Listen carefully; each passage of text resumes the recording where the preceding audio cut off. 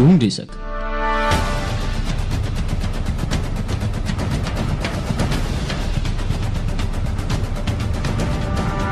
faly miarabantsika rehetra mpanaraka ny fandarana tondresaka amin'izao alahady alina izao no manasantsika sahady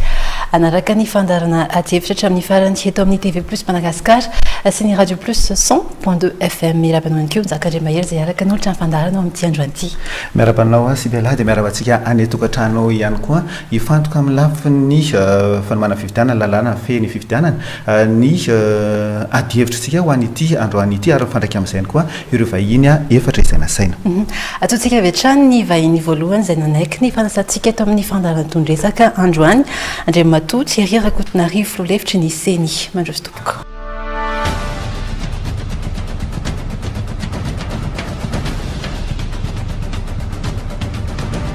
dia faly ny miarahaba antsika eto amin'ny fandarana tondresaka ary misaotra anareo nanasanay miarahaba ihany koa ny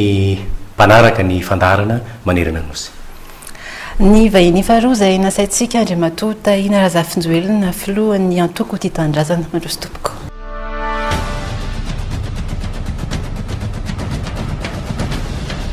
faly miarahaba ny mijery ny TV plus faly miarahaba ny anareo mianadahy ary koa miarahaba ny vahiny zay filoalefitra dia misaotra be nanasa antenaina fa zao zavatra ataontsika zao dia hitondra ny anjara berakiny amin'ny fifidianana ho avy zay ny zavatra tena antenaintsika voalohany ny vahiny fahatelo izay nasaintsika iarahadivotra androany ramatoa Nabezaza izay secrétaire national ny PSD mpikamy anatin'ny comité de vigilance pour la démocratie des élections ihany koa izy mandroso tompoko faly miarahaba anareo mianadahy mpamolavolan'ny fandaharana sy ny teknisiana rehetra faly miarahaba ihany koa ny mpijery rehetra eran-tany na gasy na vahiny ary kopatanana ho an'ny mpikatroka PSD ny membre ny CS-PNUD ary ny membre ny comité de vigilance ary ny vahiny faefatra izay nasaintsika iarahadivotra androany ihany koa andre matoa Paolo Emilio Raolinarivo solon'andrasana administrateur civil ihany koa izy ary mpanolotsana manokana ny prime ministre miarabanareo mianadahy dia faly miarahaba ny namana zay hanao adihevitra eto ambonin'ny plateau ary indrindraindrindra faly miarahaba ny vahoaka malagasy zay tonterana sy any ampitan-dranomasina ary manao kompatanana any Betroka satria efa mitsangany ny association des jeunes malgaches pour la protection des droits de l'homme, de la démocratie et des valeurs républicaines.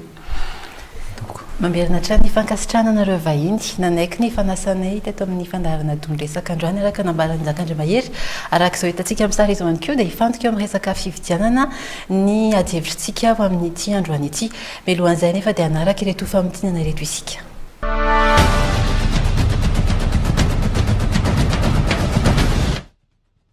hiatrika taon'ny mpifidianana itsika amin'ny taona ho avy eny adihevitra zay mandeha manodidina an'izy io zao ihany ny antoka zay omeko anareo ny filoham-pirenena dia ny tombotsoan'ny firenena ny tombotsoan'ny vahoaka zay ihany ny masony zay ihany ny kendreny mazo matoky an'izany anareo tompoky lasy tompobary ametraka fifidianana ao anatin'ny mangarara izy ametraka fifidianana zay madio ary eken'ny rehetra isika zany ny zavatra kendrentsika zany no antoka eo amin'izay isin'ny fitoniny eto amin'ny firenena ifampitsaratsika izany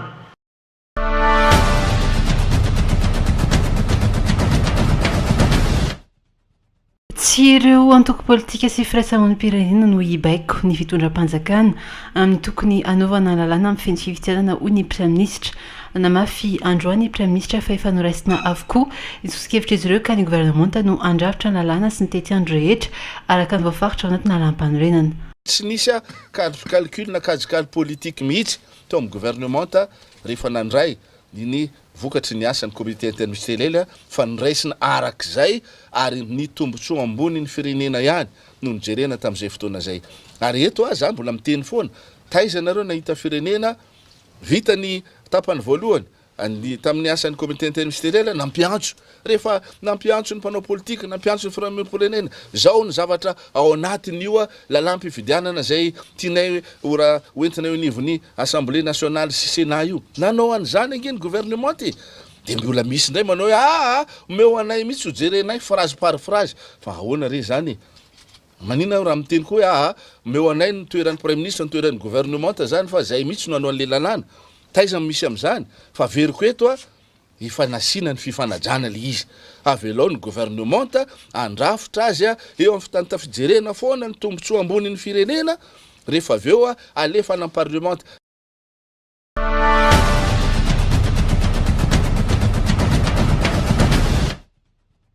ya narahantsika teo ny atozigny vaovao misongatana makasika izay lalana diavin'ny firenena am'izao fotoana izao sy ny lalana ny raisiny ny onivon'ny fitondrana ihany koa hitondrana am'izany fanomanana ny lalam-pifidianana ifeny fifidianana tanterahana eto amin'ny firenena amin'ny taona valo ambin'ny folo sy roa arivo nisy ny teny nataony filohampirenena Rajonary Mampianana teo ny alakamisy teo mikasika ny metrahany tontolo afahana mitondra amin'izay fifidianana madio sy mangarahara izay hitonjovana ihany koa ny filaminana aorian'ny fifidianana valo ambin'ny folo sy roa arivo ahoana ny fahitanareo an'izay raha izaho angamba no anontaniana voalohany de izy hoe angamba aloha tsara faritana tsara ny mahazava-dehibe loatra ny fifidianana io fifidianana io no antony azoko lazaina sahako miteny voalohany mampahantra ny tany afrikanina ny fifidianana ny fiaingana makany amin'ny fampandrosoana voalohany ny zavatra misy de zao ny zavatra fantatritsika raha fifidianana farany teo zao manodidina ny 500 ny tonga mifidy ny tapavitrena zany aloha de iva nefa fifidianana filoham-pirenena hitondra no avy ny firenetsika ny zavatra misy de zay zany ny eritreritry ny olona hoe tsy de atokisana matahotra fifidianana ny olona ary zany ny zavatra misy matahotra zay na ifidina tsy fidy fantatra foana ny valiny eo fa tsy ampiovan'izany mihitsy zahay any le tena olana lehibe inona vokatrizay anankiroa ny ratsy indrindra de ny crise politika iny iainantsika eto Afrika iny ary antenaitsika fa tsiditra amin'izay tsony ty firenetsika ty fa ny antony faharoa zay tsy maintsy fantaritsika de ny fifidianana tsy de tsara fikarakarana na tsy tomombana no miteraka aya ho ampitantana rehefa misy aya ampitantana hoe tsy de ohatrany kahatsika teo zao 500 de aveo nahazo vato atsasany mahery kely ny filoham-pirenena zany hoe eo amin'ny ampahefany eo zany raha atao ny tany de lasa matahotra izy hitondra fanovana lasa matahotra izy hitondra fampandrosoana zay fanapahan-kevitra rehetra raisiny lasa mampatahotra daholy ary zay le olana anisany mampahatra miova mihitsy ny tanjon'ny mpitondra rehefa tsy de tsara ny fifidianana ny tanjona tokony voalohany atao mpitondra de ny anasoa ny saramabe-bahoaka rehefa ratsy nefa ny fifidianana de ny tanjony voalohany de ny tsy ahavozera ny mpitondra ary eo no mahazava-dehibe zay aloha no apetraka voalohany hoe ny fifidianana no teboka voalohany iaingan'ny fampandrosoana ka tenaiko hoe ny adihevitra tahak'izao ataontsika zao mba hitondra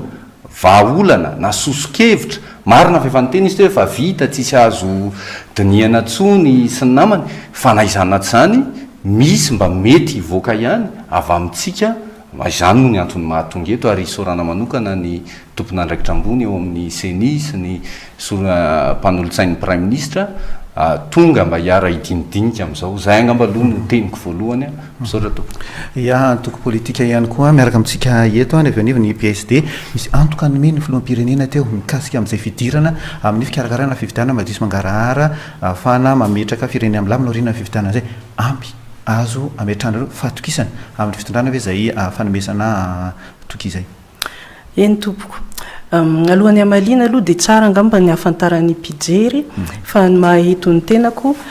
dia marina fa ny filohan'ny antoko PSD izay ny foroniny filoha Philibert Tsiranana fa eto ihany koa dia misolo tena ny atao hoe CS-PNUD comité de suivi du PNUD fikambanana mpanao politika maromaro eo amin'ny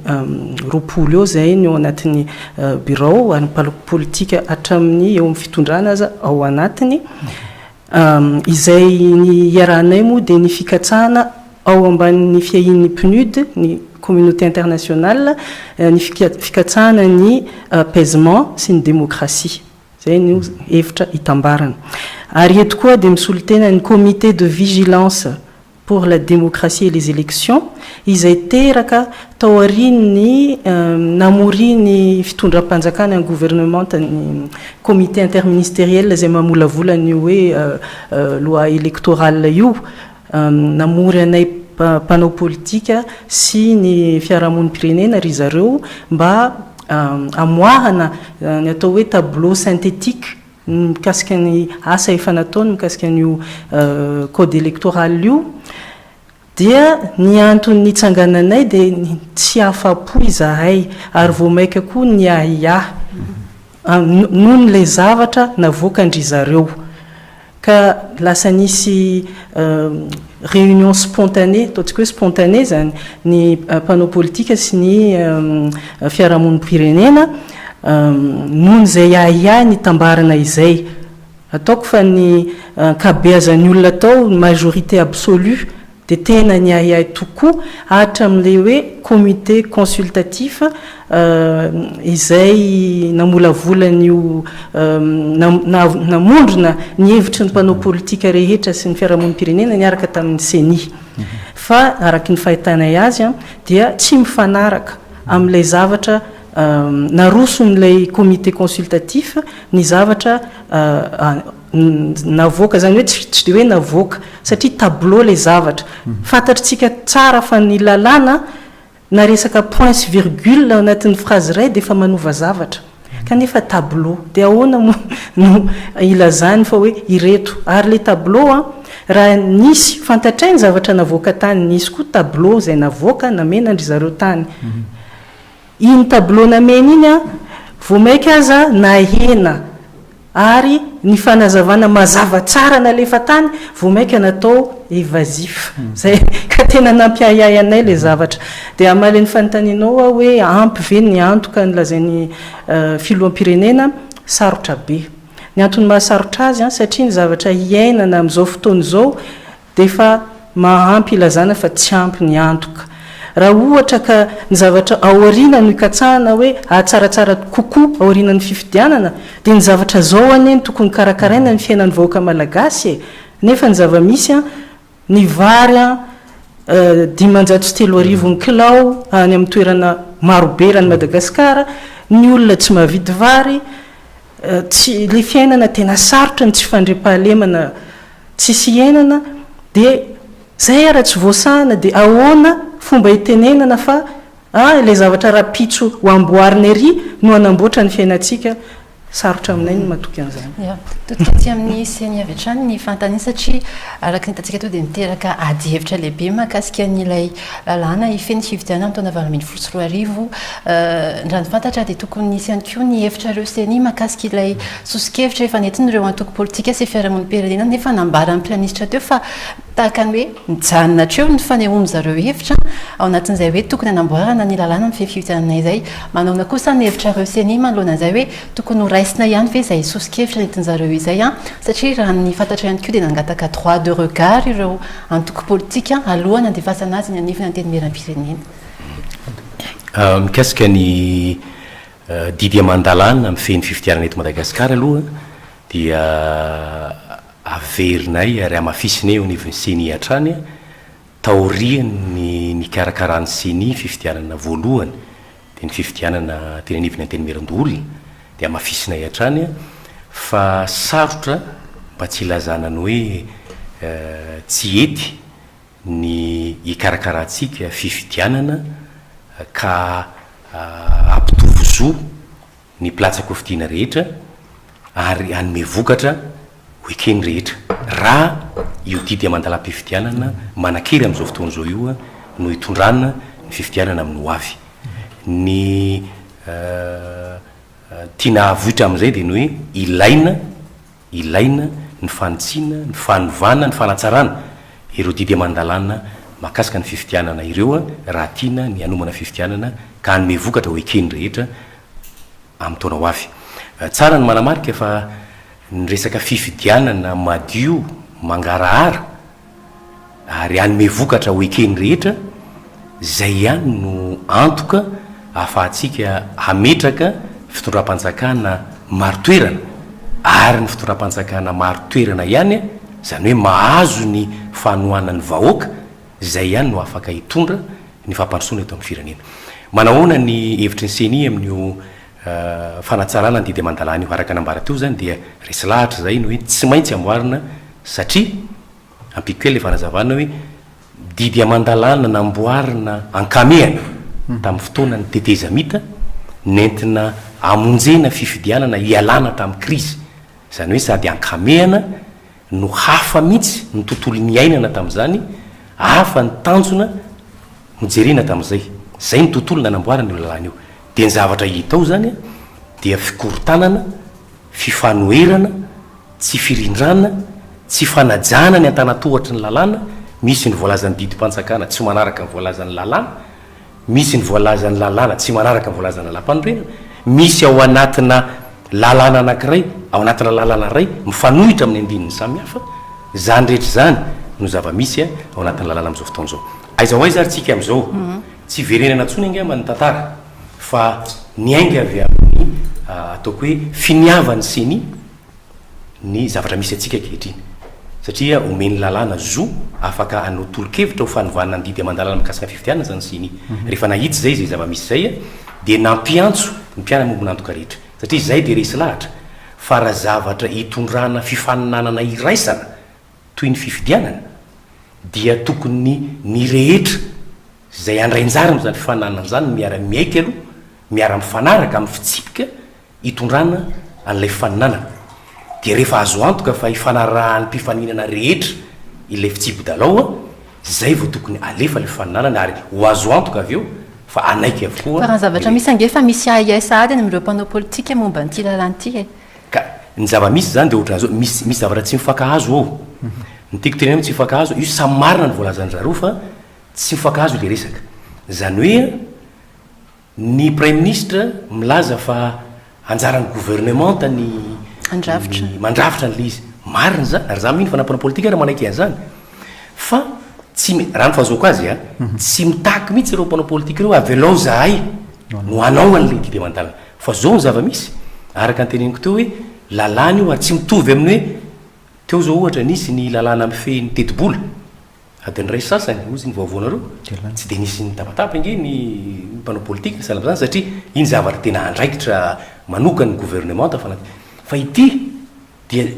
fitsipika ifehezana fifaninanana iraisany daholo be ka ny vahaolana an'io dia tsotra ary efa tafaresaka tamin'andriamato premier ministre ihany zahay tafaresaka tamin'ny solom-bavambahoaka vitsivitsy tsotra ny vahaolana ary mino fa raha maheno any andanitsiny akily ila amin'izao fotoana zao dia andrainy zay vahaolana omeko zay ny namboarin'ny gouvernementa marina ny azy tsy tokony hitsabahana mihitsy jesosy kevitra ataony satria asany zany mamolavola lalàna zany fa ny mpanao politika kosa nefa sy ny vahoaka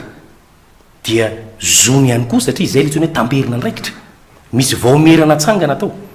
dia ny antenimera-pirenena zany tsotra ny vahaolany ny antenimera-pirenena rehefa tonga eny aminy io volavolan-dalanareo dia tokony mampiantso izy rehefa tsy afaka ampiantso ny mpanao politika rehetra zany hoe tsy ny antenimera-pirenena ray manontolo fa misy ny vaomerany lalàna zay mandinika eo amin'ny lafiny teknika aloha an'ireo volavolan-dalan'ireo alohany ampidinana azy ao amin'ny fanaovana tsangatanana ao amin'ny trano fivirimbe dia io le vaomerany lalàna io dia manana zo ampiantso teknisiana ampiantso olona ka maninona raha le vaomera le comité consultatif zay atiana solotena mpanao politika mpanohitra ao aisaina solotena mpanao politika ny mpitondra fanjakana ary etana ny eo anenanelany sy ny teknisiana maro ao no tokony mandeha indray ny adevitra hoe jerena satria ireo antenimera-pirenena ireo dia efa nomenay ny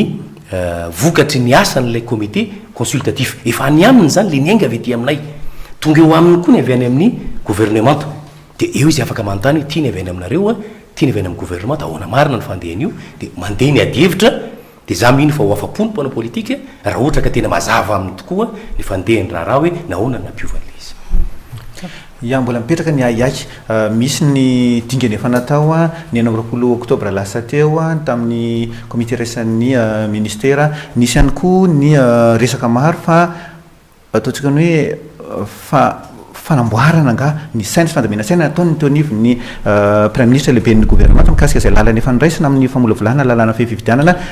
reto misy mpikambana to politika ny hitantsika amin'izao aloha dia mbola miayay izy ary tsy milamina mihitsy ny saina ahoana fahitanao an'izay misaotra amin'ny nanome fitenena raha resaka texte efa mahafeno gony ny texte mahakasika ny fifidianana eto Madagasikara sany tsy pasina firy taona atsika dia efa impiry zay nanolo code électoral anizany hadisoana misy ny loi organique 2011-007 izy zay portant code électoral dia novana le loi organique 2012-005 portant code électoral zany hoe vao vetivety dia nahoanary no mametraka fa ahiahy ny rehetra manoloana zavatra zay dikan'izay za raha niaraka ny tenen'ny vice président seni teo dia code petatoko zany igny code igny fa inona mary moa ny le dikan'le code zany code zany dia fahaizan-dalàna fahezana hevitra rehetra mahafehy zavatra anankiray ka io ny olana teto amintsika satria hatramin'izay raha nanao code tsika dia tsy tafiditra ao anatiny ao ny karazana fifidianana rehetra misy sy hisy eto Madagasikara mety marina angamba zay misy le vice président raha ohatra ka anao fifidianana filoam-pirenena asika dia mampandany loi organique manokana hisahanany zany fifidianana filoam-pirenena zany tonga ny fifidianana solombavam-bahoaka mbola mampandany loi organique misahanany zay fifidianana solombavam-bahoaka sy ny loholona zay ny tiako ambara dia tsotra ombako manana ny any vice président seni teo aleo alohany hihazakazaka itsika dia omany hoe aizany piste hihazakazahana inona daholo ny fitaovana sy fiapetra ilaina raha ohatra ka resaka atletisme ny tenenina mba tsy hisiany hoe ny atleta ato manana pointe dia ny ato mandeha pieni sy ny sisa sy ny sisa ampidira ao anaty code électoraly izany zavatra rehetra zany izay satria zay ny mampikorotanety mifampiahiahy hoe ianareo no amin'ny fitondrana dia ho tahenareo sur mesure indray le code dia rehefa miala koa ianareo dia misy hafa koa zany tonga eo dia le nanameloka andrakoty ihany no manao n'le zavatra nanameloana andrabe ka izahay tanora zany amin'ny fomba dio ny tenenako eto zahay tsy mila korotana tsony anareo mpanao politika zay koa mba manana ny hevitra io ndao hiraisana ny hevitra satria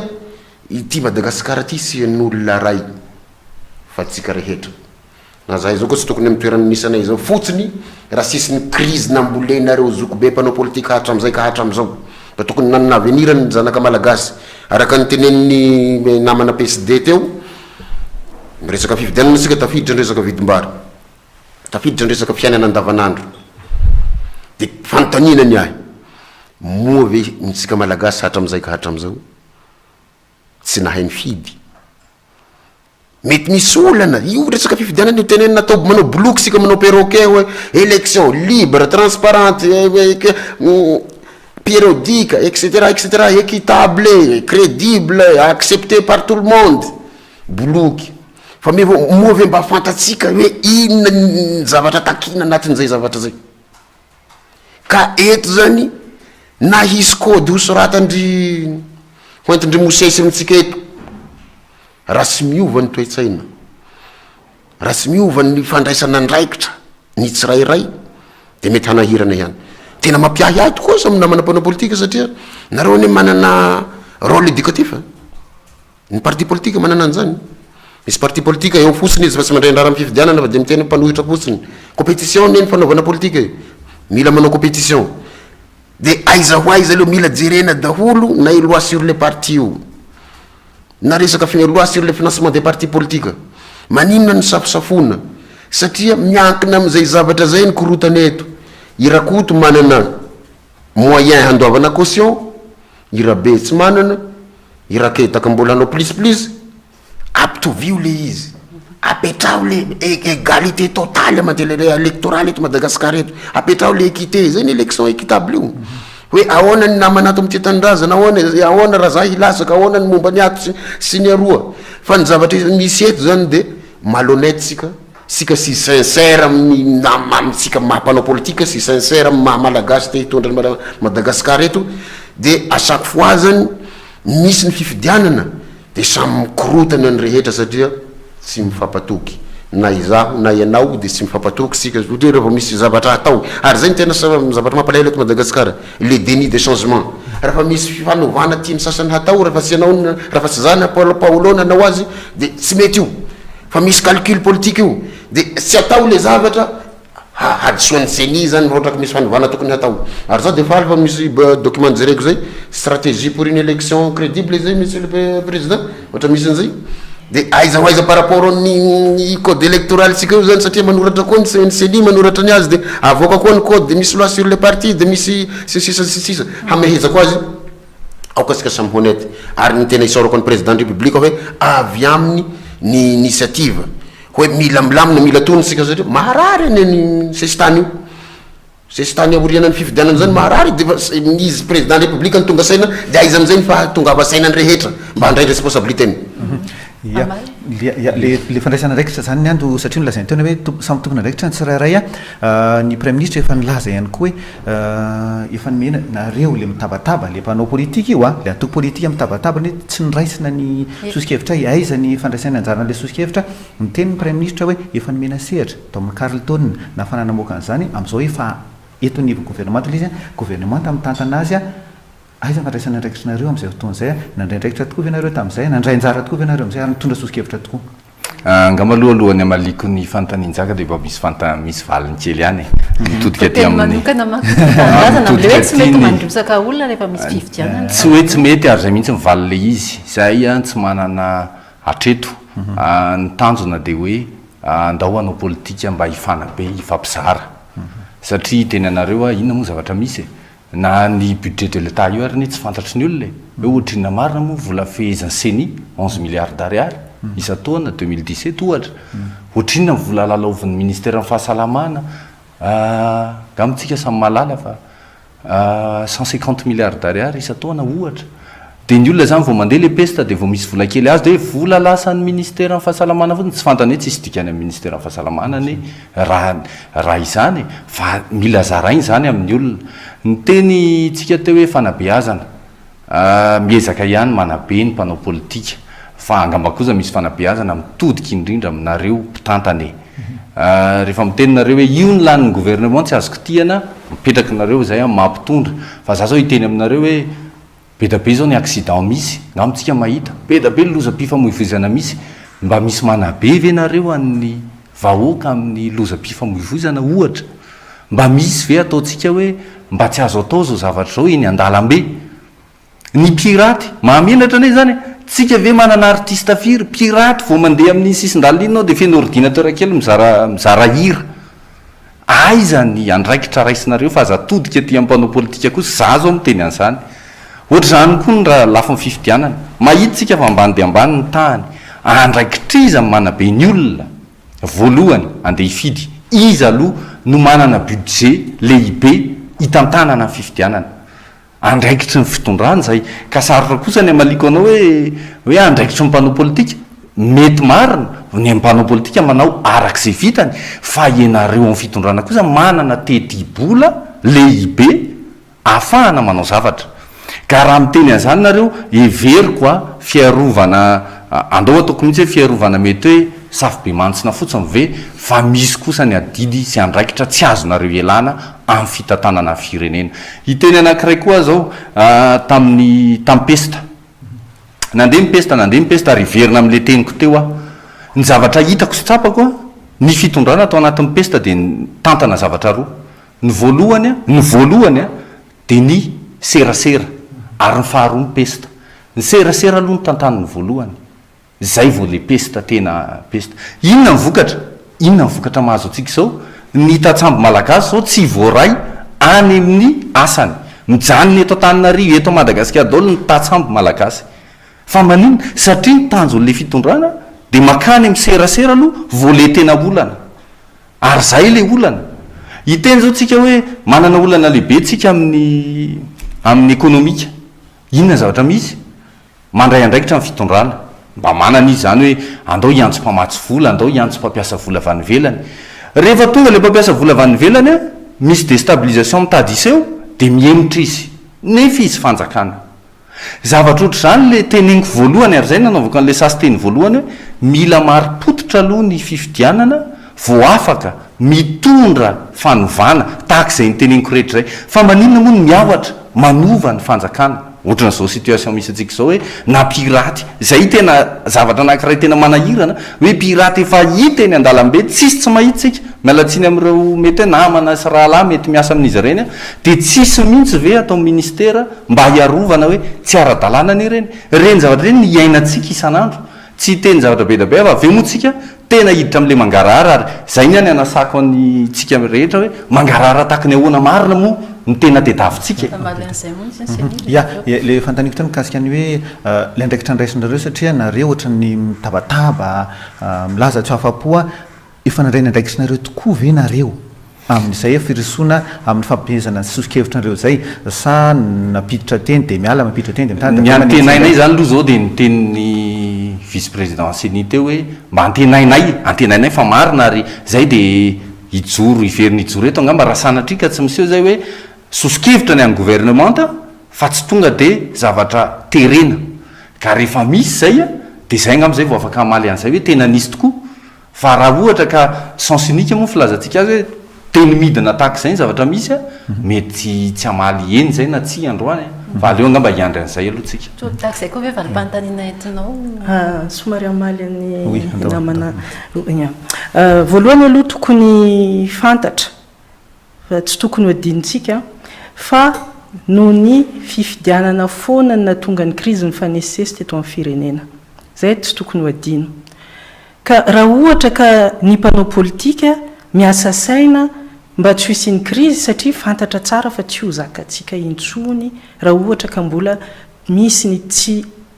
fanekena ny acceptabilité an'io fifidianana ho avy io zany hoe na de tsy siria azy tsika tsy nahazo bomba atomika tsika tsy nahazo inona fa ny faty vokatry ny fahantrana eto Madagasikara dia efa misy manam-pahaizana naneo fa mitovy amin'ireny firenena noho ny tsy fandriam-pahalemana ny fahantrana ny aretina mitovy amin'ireny firenena misy ady ireny ka raha ohatra ka lazaina fa mijabaka izahay dia tsy maninona avy aloha raha izany ary no ilazana azy raisinay ny andraikitra fijabahana raha ohatra ka zay ny tenenina fa tsy any premier ministre mahafaly Olivier izy rery ty fireneny ty aloha lazaina ny marina ka raha ohatra ka hoe ilana ny fanatsarana eto ane tsisy olona hoe manaonao foana zay tsy hoe olo tia raha zay manko le terme any amin'ny any Majunga hoe tia raha non tsy zay le izy ary tsy hoe te isehoseho fa tena mandray andraikitra ho an'ny avenir an'ity fireneny ty ny dialogue efa niteny ny Union européenne aza tamin'ny alalan'ny Parlement européen zay manaraka koa ny zava-misy eto Madagasikara io moa betsaka ny débat hoe souveraineté sy ny karazany ny afotsiny zao ny fantako souverain tsika raha ohatra ka mahantoka ny élection tsika souverain tsika raha ohatra ka ny varoantsika tsy afarina souverain tsika raha ohatra ka ny teti-bolam-panjakana tsika ny miantoka azy fa raha ohatra ka tsy zany a dia mbola tsy hitako loatra ny iresahana hoe souverain ny élection tsika dia ny Union européenne mianto campagne be zany hoe ny mpandohetra any Europa zany no miantoka ny élection eto Madagasikara ka rariny de rariny raha ohatra ka ny solombavam-bahoakany miaro an'izany mpandohetra an'izany tokony zany koa nataony solombavam-bahoaka atsika eto dia manara-maso izy hoe mametraka condition izahay hoe dialogue sy consensualité noho ny zava-nisy tsy hoe mijabajabaka fahatany noho ny fitiavany anao colonisation ohatra fa noho ny zava-nisy tamin'ny crise farany izay samy niara-ny sala ny communauté internationale rehetra no mahatonga ny Union européenne mandray andraikitra ary tena lavabe mihitsy ny zavatra navoakany anisan'izany mikasika ny élection ka tsisy lalana hafa hoy izy mpamatsy vola atongavana amin'izany fitonina izany sy ny élection libre accepté par tous raha tsy dialogue sy consensus. Eo ary zany le fitondrana amin'ny alalan'ny gouvernementa manao saritsarina dialogue antsona daholo olona 300 zay mpandohetra malagasy mandohan'izany a olona 300 any amin'ny Carleton tsy vitany hoe nisy fahatarana nantsona tamin'ny 7 ny olona amin'ny 140 vao nandeha le zavatra dia mba hanamtambezana ny olona tesitra zany voatery ny antohana sakafo tany amin'ny Carleton daholo ny olona 300 isa volaniza daholo miantoka an'izany zahay ka manana ny ambara koa zahay manana zo iteny ka raha ohatra ka zavatra tableau tsy fantatra ny ao anatiny no naseho anay amin'ny anaran'ny dialogue sy consensus dia mialatsiny fa tena hoe atao marionnette zany zay dia avy eo omena valborengina hoe maninona koa mora anareo nanao le asan'ny premier ministre tsy tompoko tsy mety zany valborengina zany ny zavatra angatana any tsotra nanao dialogue sika marina ny tenin'ny filoalevitry ny seni mba misy tamberina zany hoe tamberina andraikitra no ny asa natao tanatin'ny ray taona mahery niaraka tamin'ny panneau politika rehetra tamin'ny alalan'ny commission consultative namena ny gouvernementa tamin'ny 20 jolay tamin'ity taona ity 3 volana teorina tableau zara fa tsy fantatro misy ao zany hoe le tableau nataonay ihany no naverina taminay ka za moa tsy hiditra tsy pirinina dia nentiko aza so dia misy manontany hoe inona le point fa mazava tsara daholo le point fa zay zany le izy ka zay ny tenenako hoe tsy marina dia ato koa zany monsieur Paolo ny teny hoe manao éducation ka zay mihitsy enay ny zavatra anisan'ny tsanganan'ity comité de vigilance ty zavatra dimy zany no ataonay voalohany mangataka amin'ny gouvernement ny ampisehoananay an'le zavatra efa niarahana ny asa fa tsy hoe fijabana akory mangataka mba ampisehoana amin'ny vahoaka mba tsy ho tombotra ny mihony koa izy ary mba fahafantarana efa éducation atao satria ho avy ny élection ilaina ny fahafantarany vahoaka zany lalàna électorale zany ary mangataka ihany koa zay ny communauté internationale mba hanampy amin'izay direction andianana amin'ny démocratie izay ka misy ampahany be ao anatin'izay ny éducation zay efa asanay mpanao politika amin'ny antokonay tsirairay avy andavanandro ihany ato amin'isy ny nisy ny ataontsika ny filakevitry ny ministre ny CCS tamin'ny herinandro lasa teo filakevitry ny gouvernement koa nandinika mikasika ny lalàna fe ny fifidianana izay ataontsika ny hoe vinavinana voalohany lalàna telo no nresahana tao fa rehefa nojerena le izy raha nitatry ny mpanao politika aloha izany dia tsy mbola tao anatin'izay doniana manokana zay ray aloha mikasika ny teti-bolanareo ny fahaleovantenanareo ara-teti-bola zany nefa nareo dia tantana fifidianana ho avy ary ihany koa mikasika ny ray ataontsika ny fangatahanareo fangatahana efa naverinao teo mikasika ny fitoviana lenta eo amin'ireo candidat mikasika ny tiako verenana kely ngamba ataoko hoe maranana an'le ady hevitra teo za zany dia ataoko hoe miangavy mba hisiny ny fitoniana satria na izay seni dia mandry tsy lavolozy ny fomba fiteny malagasy raha mijery sahady ny fientanentany tontolo manodidina amin'izao fotoana zao mbola ty amin'ny hery taona mialoha mbola lavitra be dia fa zao ny zavatra mitranga ary araka voalazany ny filohan'ny tia tanindrazana teo ny vahoaka atsika efa tsy ampiriso-po amin'ny resaka fifidianana izy ary anteny teo hoe ampahefany fa mbola latsaky zany ny antotanisa zany le mato filoha mbola latsa ary nanomboka tamin'ny taona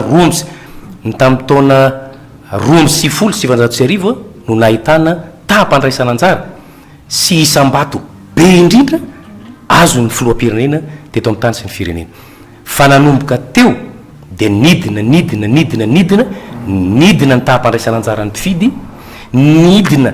ny vato azo nylay filoam-pirenena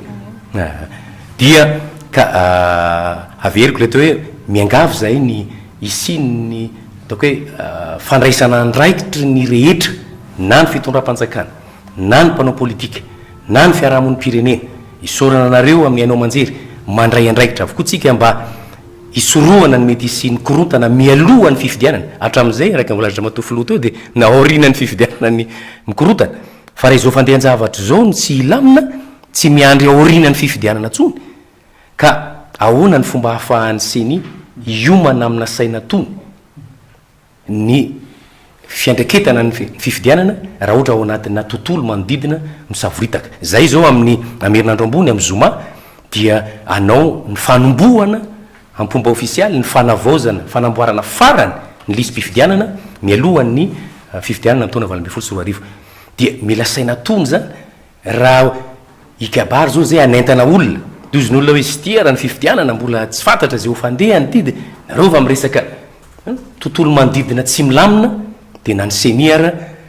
anentana olona anao fanentana anao fanabeazana dia ho sarotra any atosana ny asa ka za zany mamerina le zavatra andresako teo hoe aoko tsika hijery amin'ny hoavy zany hoe mino aho fa ho tapahany filankevitry ny misitra tsy ho ely reo volavolan-dalan'ireo a dia izy io moa zany raha ny fahazoko azy io milafin'ny teknika dia zao araka ny voalazany andriamatao paolo tato a io code électoral atsika io tsy code électoral io tsy io nantsoina hoe code électoral satria ny antsoina hoe code électoral zany a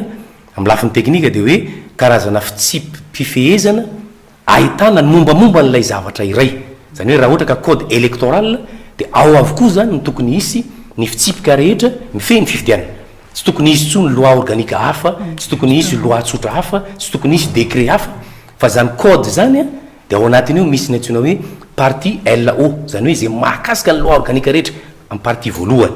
manaraka an'iny misy ny antsoina hoe partie L zany hoe zay zavatra voakasiky ny lalàna rehetra eo manaraka an'iny misy ny antsoina hoe R zany hoe zay voakasiky ny décret rehetra anatina boky ray zay sampana telo zay a zay ny antsoina hoe code électoral ka io zavatra andrasantsika amin'izao io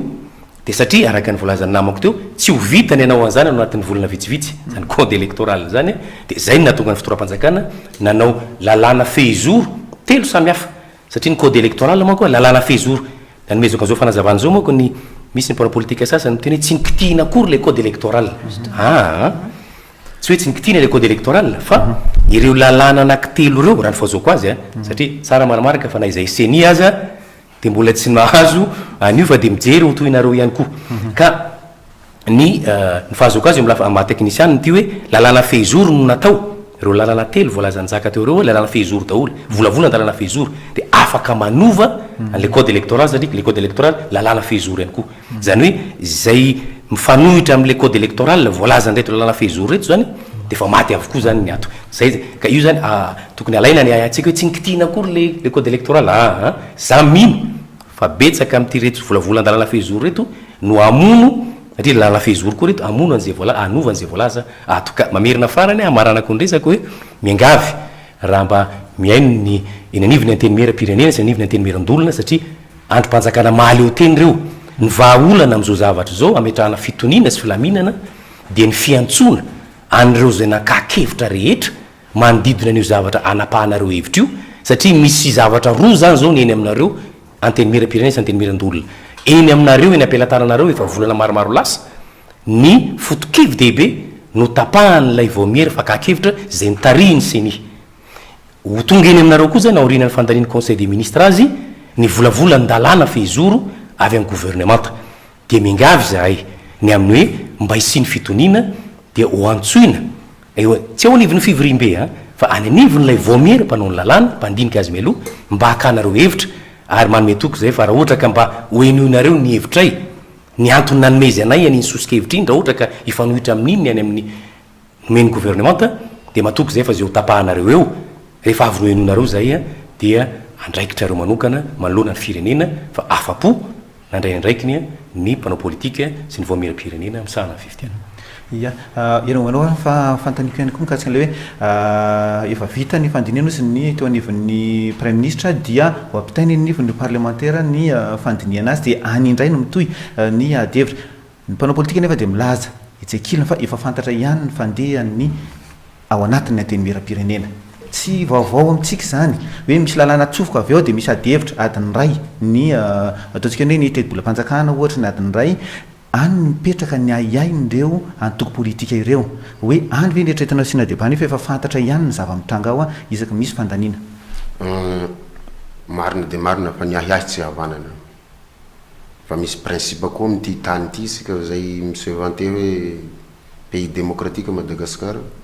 C'est un principe de tsotra universel. Tout ce qui concerne tout le monde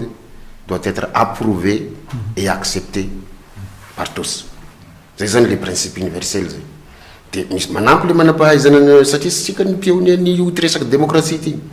La démocratie a besoin de démocrates. Donc une démocrate, c'est tout comme sa technicien n'entend malagasy mandoa hetra araka ny tenen'ny namana PSD aby de mitodika mamy rehetra hoe namonany Madagasikara de misy principe farosy hoe tsy miverina amin'ny décision ny fanjakana tsy mety zany namony mpitondra marobe teto zany ka zahay tanora na zahay zao anatin'ny fitondranao de sy de mahafaly anay loatra koa ny zavatra hamono ny firenena satria anatin'ny fahatandroana zahay sy zahay nitondra takaitra ratsy eto de ary amin'ny mahampanolo-tsainahy zay ny baiboly mbola azovana amin'ny teny gasy izy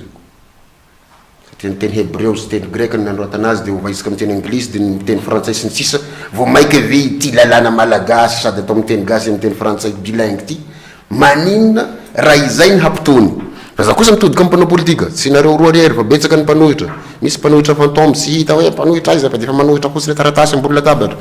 de mitodika kosa hoe efa nomenareo ve ny marina hoe ireto sy reto no hampilamina anay raha nareo roa zany atao averinareo hasiaka mantsy raha metraka question hoe moa ve ny PSD manana base abetraka agny mba misy olo ny PSD anakiray na roa na telo any Mbovimbe sy ny sisa question fotsiny tsy masika za fa amin'ny fomba dio satria izahay tanora de victime ny ady lahy politique ataonareo mpanao politique eto izahay zao marobe koa ny victime fa sy za rery todika amizay koa mity tandrazana misy ty tandrazana hoe any dego agny ka olona hiatroka fividianana zany au moins zany mba manana olona ho représentant amin'ny bureau de vote sisy manana da sotohizako ny le resaka responsabilisation efa niteny momba ny fanjakana ho satria za koa sady nitsapaky hiala tanatina fanjakana aho na sy ho mpanolotsaina aho administrateur civil miasa amin'ny intérieur ao asanay le élection mamparary ny fonay raha élection tsy manjary mamparary ny fonay ihany ngeny endrikendrehina koa ny tao amin'ny intérieur e fa tsy fatan'olona hoe izy ny président ny CRMV io magistrat fa manina tsy voateny magistrat hoe mpangalabata nefa zareo ny commission président ny commission de recensement matériel de vote apelatana ny vato rehetra de izy mitondra anazy any amin'ny foy be any sisy piasa l'intérieur mitondra an'izany fa tsy voateny fa zahay vo mahita administrateur civil de igny mpangalabaty reo de nitenenako de nitenenako an'izao zavatra eto zao zany mila madio foy isika mila mijery hatrany ambolohany any mitodika amitsika mpitondra meny vahoaka nampindramy vahoaka fa efanadimy taona nge hanaovana asa soa sy raha adaly any Paolo mitabataba mamonjy ny lakaka mamonjy ny any Moramanga miaro ny vahoaka madinika roasy amin'ny tany io e so de misy mihevitra io mpianakendry le zalahy io izao zavatra hiatrena amin'ny 2018 zao no mampiezaka anay amin'ny fomba dio tenenana an'izany eto mba tsy ho tsarain'olona satria raha mahazo zéro manahirana nefa izao tsy tadidiny mpitondra hatram'izay ka hatram'izao za zany tsy afeniko ny ahy ataoko sangisangy le izy misy terme vaovao ho voizina hoe ny mpitondra rehetra ny fandimby hatram'izay ke jaloko ny vahoaka jombilo ny vahoaka zay mamalaza misy film jombilo inona ny antony ny vahoaka neny manome fahefana sy moyen reo olona reo hiasa ho azy fa nakaiza zay zavatra zay raha meny voaka moyen va iaho tsy tokony hampiasaiko amin'ny voaka le izy ka izay zavatra tenenina zay no tokony hampandinika atsika eto omeo fahefana omeo fahalalahana omeo moyen ny seni sy zaratsika ve mba misy arbitre handrara omena responsabilité amin'ny boxe ataotsika satria boxe zay tsy hoe famono fa omeo azy zay tadiaviny omeo azy zay fahefana zay commission indépendante io ka zay raha vo tsy metsika fahefana io hataosika amin'izy ny responsabilité ary zahay de hanao hahivoy zay monsieur le vice président hoe hitako koa izahay tanora eto Madagasikara mpandoa hetra hoe omeo fahalalahana omeo fitaovana ary aparita eran'ny Madagasikara ny seni io fa izy io koa ne bolokoinareo eto mividy leto avao efa mipetraka ave ny seni régional ny faritra any seni districal communal etc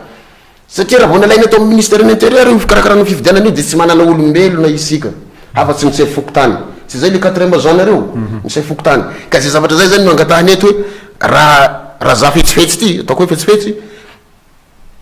raha zany nafaka nanome moyen ndraiky de nataoko ny roborobo senio de déclineko aminazy amizay responsabilité vo misy ady eto vo misy robo izy lahy amy terme ny tanora zay de ao aminareo ao ka raha ohatra ka mahita an'izao fandaharana zao ny tompony andraikitra sirairay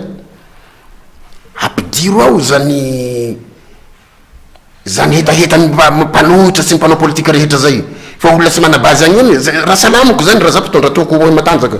raha salamiko olo fatako fa tsy manabazy io sy raha haresy ahy fa valio mihetahetany fa tsika tokony honnête tsika raha izao manokana amy mahatanora agny valiko mihetahetanareo ampidiriko anaty code eo zay tianareo atao na inona satria fa fantako ngenareo fa tsisy bazy fa aiza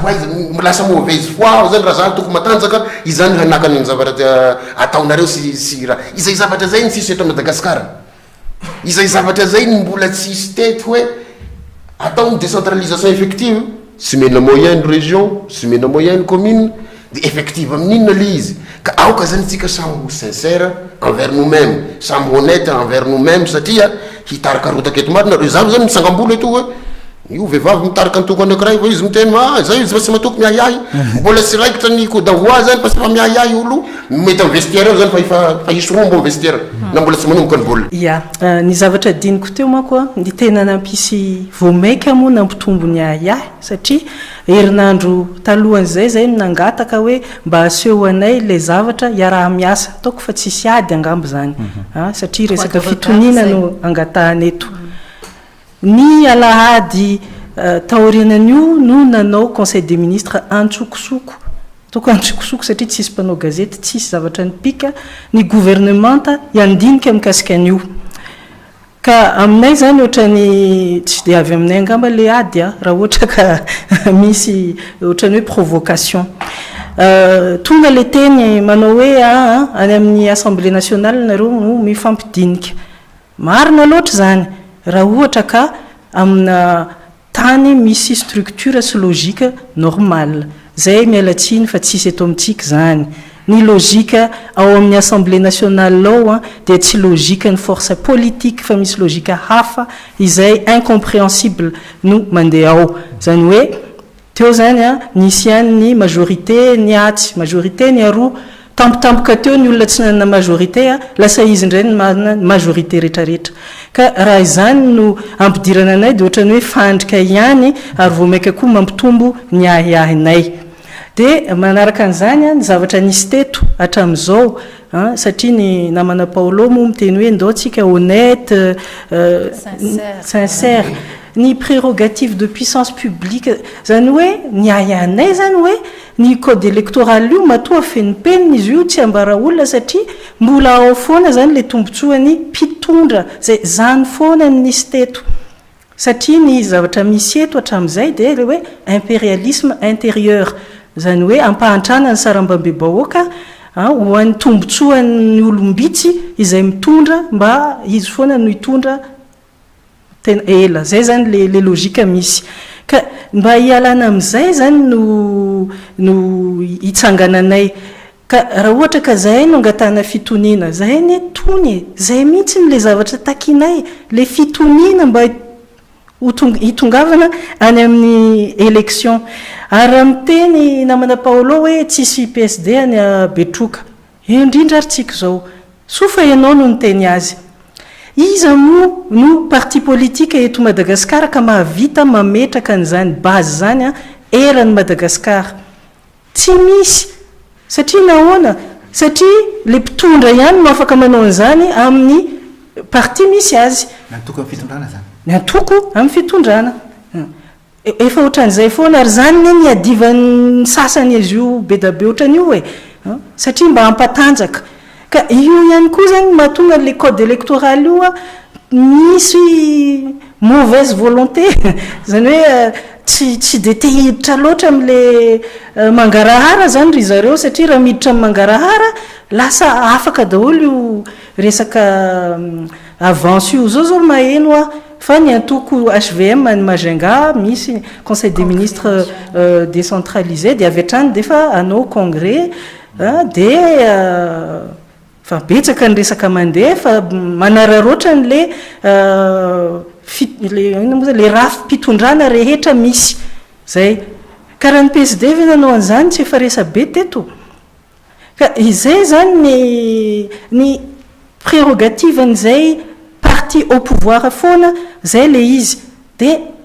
afaka manodikodim-bola za tsy miteny hoe manao an'izany fa zany zao de afaka manodikodim-bola hividy olona afaka tsy miresaka mihitsy ohatrany ty document netiko ty raha manolotra zany le commission consultative hoe ampiarao ny juge électoral sy ny juge pénal am'izay mba sazina zay tratra manao inona moa zany fraude de nivaliny amin'ny tableau-ndry zareo de juge électoral ihany eo fa tsisy juge pénal zay ohatra fotsiny zay le zavatra tsy mahafaly anay de mahagaga ve raha miahy zahay hoe io ndray ary fa te angala bato matoa tsy miresaka sazy mihitsy de efa mahita zay avy aty fa tsy te ho voasazy zany zay ohatra zay raha manolotra ny comité consultatif hoe asivo plafonnement ny financement ny tsy parti fa propagande de tsy hitanay ao anatin'ny tableau-ndry zareo le resaka plafonnement fa zavatra hafa be da be no ao ka tsy efa mampiahiahy koa ve zany hoe misy an'le manana moyen no tena ampiasa arak'izay azony atao ny zavatra eo ampelantanany ka io ne le zavatra tsy hoe akory hoe mila ady aza atao an'izany mihitsy zay azafady fa raha ohatra ka miantso anay ny assemblée nationale de vonina ne zahay na izahay na ny comité consultatif zay représenté anay sy ny fiarahamony pirenena fa tsy izahay mihitsy no sakana fa le volonté ataovy anie miantso anay fa tena ho avy any zahay fa za kosa de miasa satria farany teo 30 angambo ny solombavam-boaka ny vory niaraka tamin'ny gouvernement ny loi de finance lany tsy nasimpanovana ohatra ny isan'andro ihany tsy misy débat tsy misy ninona de amin'ny fomba ahoana moa asa engane misy miracle atsika moa manampinoana ihany tsika manampinoana matoa mijoro reny mpianakaviana mieritreritra ny hoavin'ny taranaka sy ny firenena tsy maintsy mijoro tsy mamenatra zany manampinoana ka engane ho antsony assemblée nationale izahay mpanao politika sy ny fiarahamon'ny pirenena zay angambano amaranako azy eo amin'ny resaka fangaran'ny fifidianana amin'izay ny tena tiako rosoana hoe raha ny antoko ty tandrazana manokana ahoana ny fomba ahafana tena mampangarahary izay fifidianana atao eto amin'ny firenena zay raha ny sosikevitra hitinareo satria filoam-pirenena zao teo efa nampanantena hoe ao anaty mangarahary nanaovantsika ty fifidianana ty ka io mihitsy anie ny olana very be da be anatin'ny texte tsika sy ny teboka mampaingo sy ny terme teknika de lasa zay no mahatonga le izy hoe ny texte de divana ary za aloha de tsy de miombokevitra loatra aminao hoe mila fitoniana alohany za tsy miteny hoe mila ady alohany fa tsy aleo aty aloha de mipetraka ny fanontaniana rehetra zay kosa aloha mba engaviana fa rehefa ao ariana mivadika zavatra hafa tsika ne tamin'ny krizy rehetra nandalo teto reny isorina an'Andriamanitra tsy nisy guerre civile na hoe adiny olontsotrazany samy malagasy ary zany tsy te tsisy manirana zany ny fidangany vola vahiny ary tefa manahirana andalo amin'izany ndray fa tsika aoriana amin'ny fifidianana mety anahirana ka le mangarahara mihitsy no aleo aloha ataontsika mazava sy atao hoe pragmatike teo le volan'ny propagande nyresan'ny madama fa ny azo voalohany ary fifidianana maromaro moa zay nefa nyainana sy ny hoe nandraisana anjara tsy ny antoko zay koa mba mariako ny antoko ty tandrazana de antoko natao tsy hitady toerana na hitady tombontsoa fa manana amin'ny fivelomany daholo ny mpikambana rehetra ao ary zay ny antony mampisy hoe tsy mandeha zay ary amin'ny toerana hafa na mitady olany amin'ny toerana hafa satria ny anay tena fitiavana fotsiny le izy fa tsy hoe andeha hilatsaka zay na andeha anao an'izao zay ny tsy nahinonareo anay fa hatramin'ny 2010 zay tsy nyteny mihitsy hoe ilatsaka député na maire ka izay mahatonga an'izay raha fifidianana mangarahara ny resahana ady efa nyresahako ty tamin'izany fotoana 2013 mpitantana ny campagne ny candidat ray aho tamin'ny bulletin unique de sady manontany any amo satria zay zao tsy ao anaty lalàna nefa fijery ko azy naturel ho an'ny seniny tokony hikarakara azy ohatra mandeha ny bulletin unique teo amin'ny fiimprimena azy nanamboarana azy de tsy nahazavaina hoe firy marina no isany natonta tsisy nahalalan'izany tsika be da be ny natonta fa tsisy mahalalytsika zay ve de tsy maintsy hosoratanao anaty code électoral la ohatra vo tsy maintsy ho atao nefa amiko a zavatra madio sy mangarahara zay ny tena kely mangarahara mihitsy nandao ho faritany rehefa mipetraka nisan'ny bulletin unique marobe zay tsy fantatra isa de tokony ho fantatry ny candidat tsirairay koa ny filaharany hoe larana firika hatramin'ny firy a no miasa eto amin'ity toeran'ity mba tsy siny hoe rehefa raikitra ny fanisam-bato mahita numero mandingana ianao any anaty bureau de vote avaiza le bulletin unique le zavatra rehetra mandeha ao a mandeha mifampitohy ray roa telo tampotampokeo 7 maninona tsisy mangarahara momba an'ireny zany hoe de ilatsika lalam-pifidianana ny bulletin de vote tsy lany na tsy nampiasaina anjarany ny seny fijeriko azy ny tokony hiteny tsy hanazava hoe reto ny natonta reto ny isan'ny fidy reto ny isan'ny tsy nampiasaina mba tsy isin'ny olona heritreritra hoe io bulletin de vote io ane zaraina meloa e de omena vola zay olona mitondra n'le vierge mivoaka zany ny zavatra misy nandeha tamin'ny fifidianana ny feo an'olona tahaka izany anjaratsika manala an'izany ia rehetrarehetra zany amiko zay ve mila hosoratana ve zany a sa ny divako zany tamin'ny 14 tao anaty fifidianana ilaina ny mangarahara ny fampiasana ny bulletin tokana satria ohatry ny vola io a numero de sérieny io ohatry ny vola tsisy hafa de tsy fantatra mihitsy ve itsika ve de manaiky hoe tsisy fantatra ny fampiasana an'ireo bulletin unique ampiasainy eto reny efa fifidianana filoam-pirenena ny resahana zavatra farak'izay lehibe voalohany zay amin'ny lafin'ny volana ino ty izy to volana propagandy marina fa misy asantsika mpanao gazety satria ny tena koeto mpanao gazety zay efa miezaka moa zany tsika manao fa de afenina foana izy io tokony azava ary miezaka tsika rehetra eo indray moa zany ny anampiana kely hoe fanampiana ny seny mba tokony hanome ny fanazavana amin'ny vola ampiasaina amin'ny fifidianana ohatrin'izy ireo nanahoana ny fampiasana azy ohatra ny firenena hafa tsika ane mivahiny any ampita foana isaky mandeha za mino fa nareo tompona ndraiky mpanjakan'ireo mandeha foana mahita tsika hoe ahoana fomba fiainan'ny any fa maninona tsy mba ampiarina eto zany hoe neny any ampita ane na ny kafe sotrona ministra ray ary fantatry ny contribuable ne tsika ve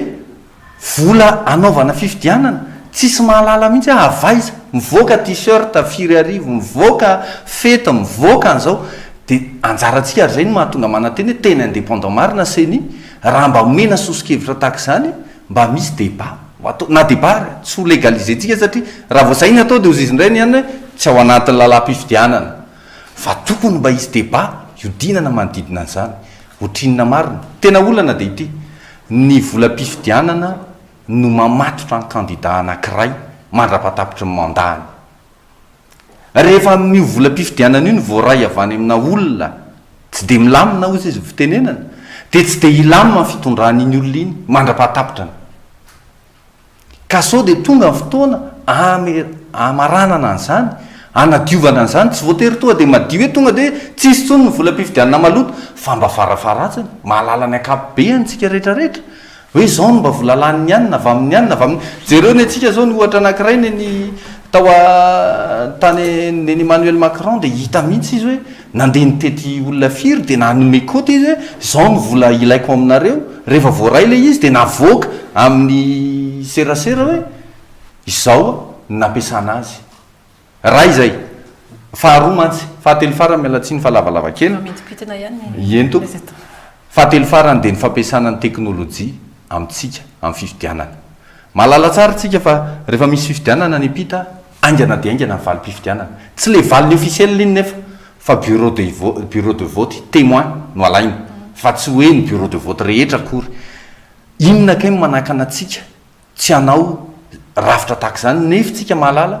fa eto Madagasikara ny anisan'ny tarika voalohany indrindra tamin'ny ohatra hoe aimivola ny mobile monnaie zany iratany tsisy manana an'izany tsika ny anisan'ny natarika an'izany voalohany dikan'izany avanana amin'ny teknôlôjia tsika fa maninona kay tsy mba misy hevitra ahafahantsika hanafanganana n'le valim-pifidianana mba ho mahafanganana tahaka zany hoe isy bureau de vote témoin alaina ny statistika teo aloha ny atotanisa dia fantapantatra hoe ao androy ao a zao isan-jato ny mpividy ao a fantapantatra fa raha izao valiny ao miampiny ary majango ohatr'izao sy ohatr'izao sy ohatr'izao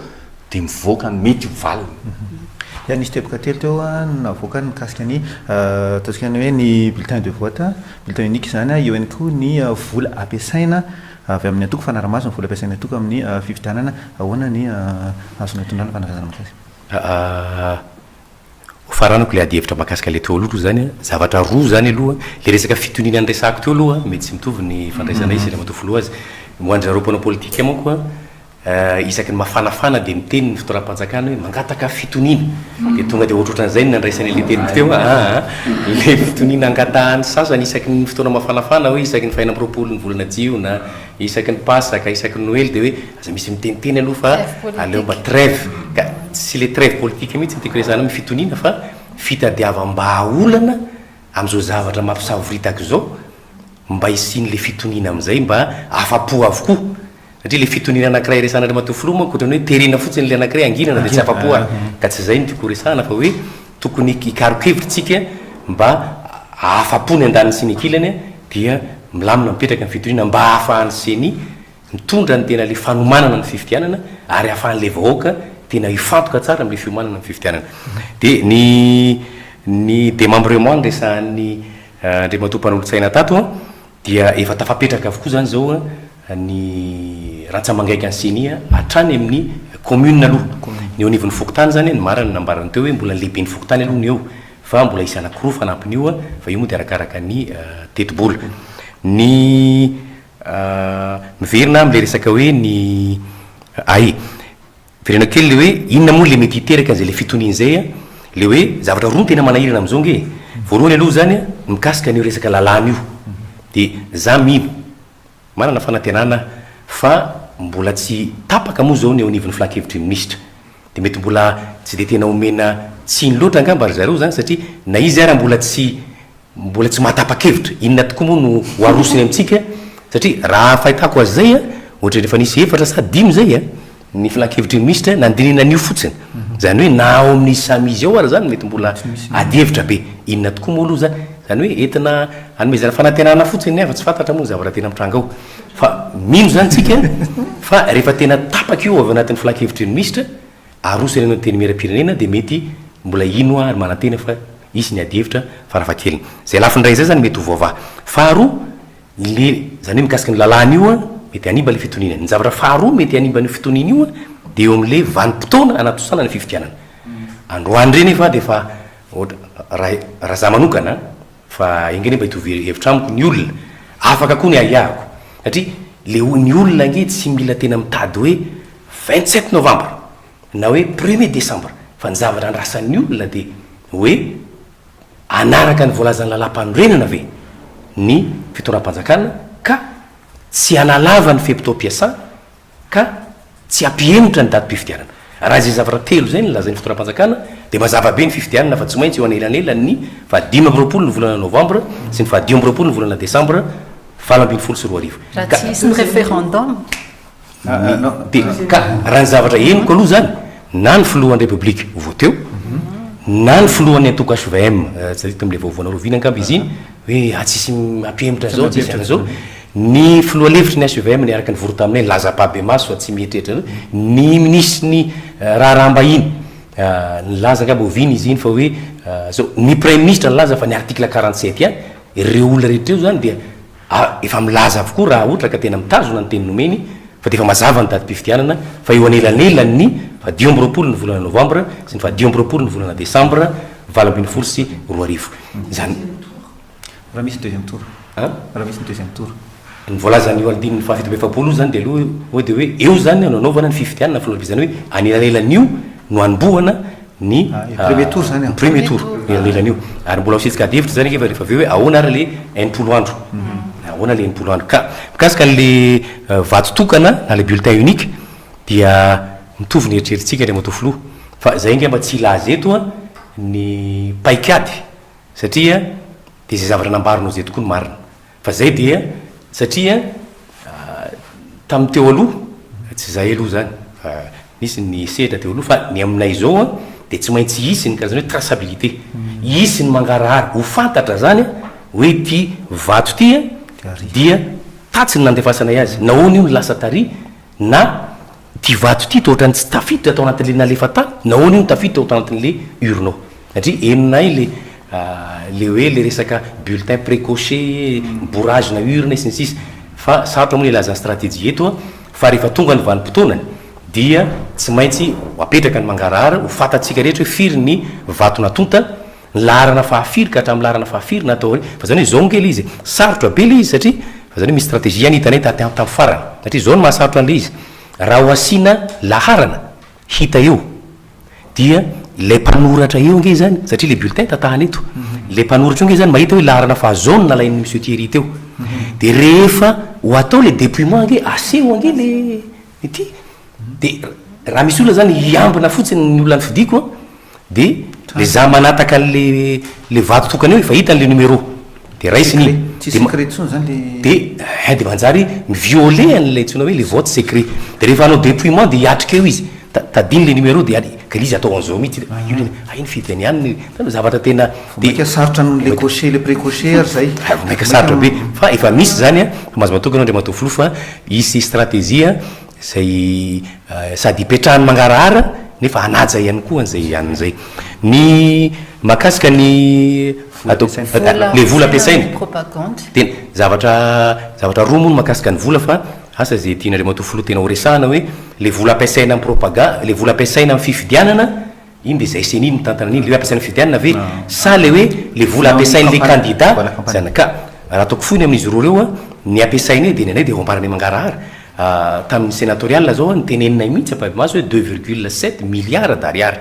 ary misy antsipriany azomeny ny am'ty zao a de fa izy le ambaranay foandreny hoe 40 milliards d'ariary de azo jerena ohatra zay raha misy mitady ny détail n'zay 40 milliards d'ariary zay na raha ilaina ny fandarana anaovana zay de ao ambaranay be sy maro hoe zao ny andanina le 40 milliards io mikasika an'le famatsim-bola mampiasain'le candidat ndray de tena io nga mara matofilo mahatsapata fa zay siny mihitsy any anatin'le sosikevitra nalefa any amin'ny gouvernement zay hoe tokony ferana ary atao mazava ny fampiasam-bola n'le candidat ny tanjona antsika am'izay de mba hisiny ny fitoviana lenta amin'ny candidat rehetra ary mba hialana ihany koa amin'ilay fampiasam-bola maloto hialana ihany koa amin'ilay mety ho trosa n'lay candidat amin'ny olona zay mety hompomatsy vola tsy madio ny valim-pifidianana eo amin'ilay teknôlôjia izy io de zay aloha zany de ampiasany mangarahary zany hoe miainga avy eo amin'ny SRMV de fa angarahary io ampahabe maso io zany hoe tsy afaka andray stylo kosa aloha tsika tsy afaka any fa mijery ny asan'le mpitsara araka volazany namako teo mijery tena ampahabe maso ny fanaovana ny fikirakirana le recensement le matériel de vote io dia ny vokatra io voka-pifidiana io de ho avoakanay bureau de vote par bureau de vote taloha manko avoaka isaky ny circonscription hoe ny amin'ny district anananiny zao ny mpifidy zao de zaza ohatra le ao amin'ny fokotany kely eo ny tao amiko tao zao candidat rakotony nandresy nefa rehefa le izy lazaina amina district anankiray de lasa candidat rabe ndray manety io za hoe resy zany fa zahay teto ihany ka izy zany nampandresany rakoto ta izy ary ny tena nahavoanay tsy hita le fa zao zany mivoaka bureau de vote par bureau de vote nenano raha manantasako ny fina tao tsy io ny taty aminay ho avoakanay amin'ny lafiny rehetra bureau de vote par bureau de vote ary ho ekena ny fanaovana fampitahana ny fitanana antsoratra raha ohatra ka misy ny olona mety hitranga le teknôlôjia teo tena ifonana aloha fa tena mbola ho sarotra zany hoe ny olana manko de tsy resy lahatra zay ny hoe hiainga amina voalohany aloha zany sarotra le izy satria ny eto Madagasikara mety ho any amin'ny 3 arivo sy 4 alina any hoany no mety ho bureau-pividana am'izao tsika miteny zao dia 20,001 izy zany hoe ray sy 4 alina de eritreretinay satria mba ho ampanatonona ny vahoaka le bureau-pifidianana mety ho ampakarina raha ny vola ampelatanatsika de mety any amin'ny 23,000 na 24,000 any no zaka raha sitrakay raha manambola tsika hitarina aloha kaiky ny olona rehetra fa le oety manana satria vola be izy io de ny olana zany am'ireo 24 000 bureau de vote zay mety operatsika be de be am'ireo monsieur le président mbola tsisy réseau tsisy nanontany any zahiny amin'ny hoe ahoana tokoa raha ametrahana appareil de mananana satellite tsika de avery de tonga de ary am'izany fa mbola olana be ny amin'ny lafin'ny sécurisation de ahoana ny fandehany voka-pifidianana ao anatin'io rehefa miainga avery tonga ary de misy manampahaizana mamadika an'io ay le zavatra voalainy seny arika tsy izy fa efa niova tao anatin'lay satellite natao anatin'le zavatra zany de nanapa-kevitra zay ny hoe ho sarotra ny aina sy anambara voka-pifidianana raha tsy misy tena taratasy mazava tsara voasony tena proof fa hoe message na anina sarotra fa raha ohatra moa lesaka raha resaka hoe tendance ny resahanao raha zay ndray de hafa zay ny tiako resahana ia nenao ngamana nya zany raha resaka fitoniana sy fampitoniana zay de tsotra ny mpanao politika hiany nanita-kevitra hoe asio commission indépendante isahana ny élection any amin'ny faritra amin'ny firenena mandroso any nge resaka souveraineté nytenenina atsika teo zay ny fanjakana ny karakara ny fividianana fa tsika moa zany tsy hiverin-dalana satria fa voapetraka izy reo ka misy communication monsieur le vice président sy ataonareo amin'ny senio mba manomeza toky nay malagasy nareo satria de fa nareo zany nyrafitra mahaleo tena de nareo no mitenen'zay hoe aza milasaka rehefa sy tiany vahoaka fa izahay de hanao amin'ny fonay manontolo fa tsy hisy halabato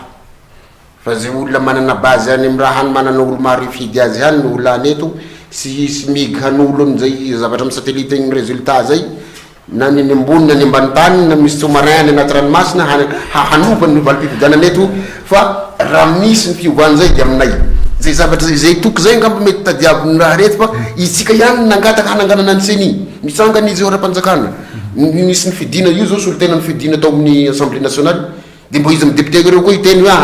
olona tsy atokisanay reo nandasabato teo lany io lany tao amin'ny voasimaro de sahala amizay koa ny procédure nahalany ny olona sasany fa maninona isika no nametraka le ravatra de avy eo miahiahy ny antony mitenena koa zay de tsotra sy ny gouvernement ta mikarakara ny fifidianana fa ny seni de aoka sika ndao isika za koa mba hitaonao koa zay tanora hoe ndao isika hanome fitokisan'lay seni zay ny matematisasika ny nangataka azy atao mahaleo tena misy rafatra mahaleo tena io ny rafatra mahaleo tena